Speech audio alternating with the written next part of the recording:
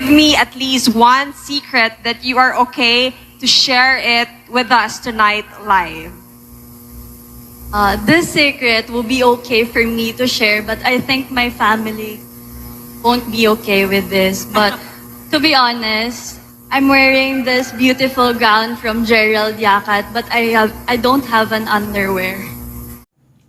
Oh, di ba? Nagulat kayo, no? Hello, Cruellas! Mabuhay! This is Gaysel Ortega and welcome back to my YouTube channel. Intro, pasok!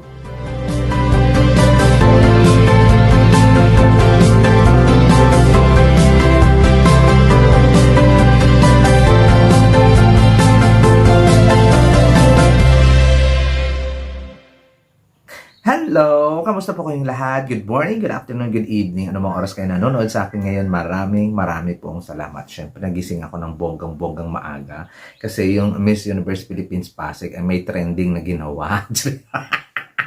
ng bonggang-bongga talaga. Dito kay Miss Ranbo.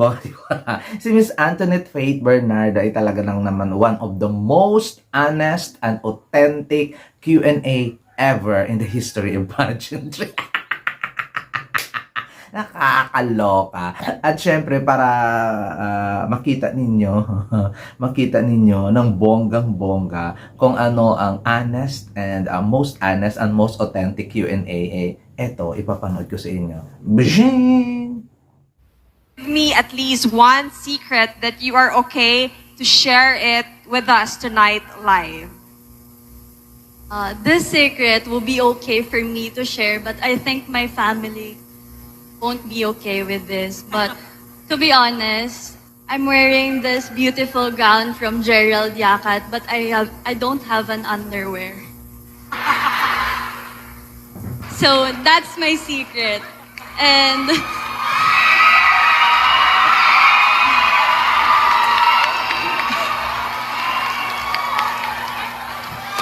that's all. Thank you. Thank you so much. Si Maring Shamsi kasi nakimarites pa. Ayan.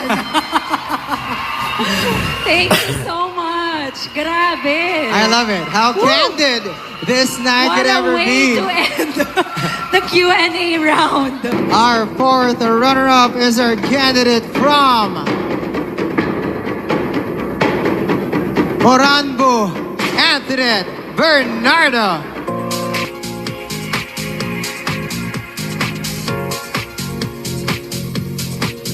Not bad for a first pageant, Yes. for sure. Congratulations. Taking home with Oh, di ba? Nawindang kayo sa sagutan ng ating candidate sa Miss Universe Pasig from Oranbo na si Miss Antoinette Faith Bernardo. Nakakalo. As in, hindi talaga ako makamove on sa kanya. Hanggang sa pagtulog ko, naiisip ko pa rin. Tawang-tawa pa rin ako sa mga pa-eksena na. Pero natuwa ako dun sa, hindi ko siya pinagtatawanan ha. As in, natuwa ako dun yun sa pagiging honest na, very authentic. At very from the heart. Oh, kasi naman to si Madam.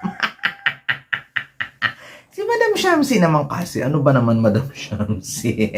Wala naman siguro masamang tinapay doon si Madam Shamsi sa tanong niya. Baka hindi naman niya, wala man siguro pumasok sa isip niya na gano'n yung sasabihin ni Miss, ni Oranbo. Siyempre, first ever pageant ni Miss Oranbo. Hindi niya alam kung paano i-filter yung sasabihin.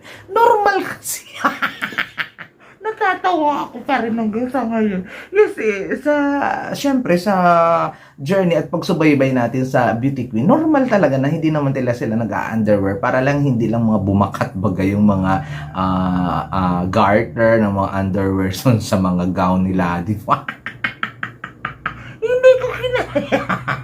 Pero yung syempre yung underwear na mayroong seamless naman, di ba? O kaya nagpa-pads lang din ng bonggang-bongga, hindi ko talaga kinaya, promise. As in, every time na maaalala ko yung Miss Universe Philippines Pasig, nako, si Antoinette talaga yung nasa isip ko. Si Miss Ranbo, Antoinette Faith Bernardo. Sayang nga lang, pero guys hindi siya natalo dahil yon ang sinagot niya ha. Kasi first round of question and answer yun, nasa top 10 pa lang siya. At after ng sinagot niya yun, oy, pasok agad siya sa top 5. Syempre, siya na nga yung pinaka-honest and most authentic answer. Hindi pa siya nakapasok. O, kaya umabot siya ng 5 kasi dahil doon sa kanyang sagot. Huwag niyo husgahan yung sagot niya, kaya ganun yung sagot niya, kaya 4th runner-up lang siya. No. Kaya umabot siya sa top 5 kasi yun ang genuine lang talaga ng sagot. That's why. Ganon. Umabot siya doon at tapos meron pa silang final Q&A at okay naman, okay, to be honest, okay yung Q&A niya sa sa top 5. Yun nga lang, naubusan lang talaga siya ng oras at hindi niya talaga na-express ng mabuti yung kanyang dapat sabihin pero tama naman yung kanyang sagot. Yun nga lang, hindi na ipalawanag ng bonggang-bongga. Siguro, resulta ito ng lack of experience ni Ate Antoinette Faith Bernardo when it comes sa pageantry. Kasi sa totoo lang, first ever pageant na ito. Siguro, local pageant, o di ba? Siguro nag-pageant naman sa school, pero yung talaga, yung local pageant televised, mga ganyan. Ay, televised pa. Live sa social media, ganyan. Live sa social media, kaya naloka talaga yung lola niya sa kanyang pagka-honest. At talagang si Maring MJ din talaga. To be honest, hindi pinagtawanan siya ng tao. Natuwa. Iba kasi yung pinagtawanan at saka natuwa sa sagot. O, ganon. Ako, personally, natuwa talaga ako sa sagot niya. As in, humalakhak talaga ako. As in, oh my God. Nakikita mo talaga yung hindi pa aral at saka hindi pa train na Q&A. Very authentic, very honest, and very genuine. No? Sorry. Pero wow, sabi ko nga, one of the most authentic, genuine, and honest Q&A ever na napanood ko, except kay except kay, sino ba ito? Si I Eat Everything, sabi ni Miss Universe 1997, broke my honey Lee. O, diba? Siya ang pinaka-authentic ever ko na Q&A sa Miss Universe. Pero ngayon, ito na. Ito na ang the most authentic ever and ever. Mukhang wala nang kakabog. Ito talaga yung sekreto na literal. Actually, hindi to sekreto sa mga pageant girl at saka sa mga pageant vlogger katulad namin. Kasi sinishare din ng mga girls, oy, wala nga akong ganyan underwear yung sinuot ko yung gown niya. Mga ganun. Pero it's lang, dapat kailangan talaga nakatago lang. At saka, nasa amin lang yun. Marami din na akong beauty queen na nakausap na hindi nag-underwear nang dahil sa gown niya kasi nga, complicated. Di ba? Pero hindi ko talaga inaasahan na si Miss Oranbo. Yung sabihin niya talaga yun in public. I know na nakaka-relate lahat ng mga beauty queens sa eksena na yun. Kaya sabi ko nga sa inyo, nakaka-relate kahit si Madam Shamsi at saka si MJ Lastimosa, kaka-relate doon. Pero hindi ko akalain na yung secret na yun, nakapasabog talaga yung secret.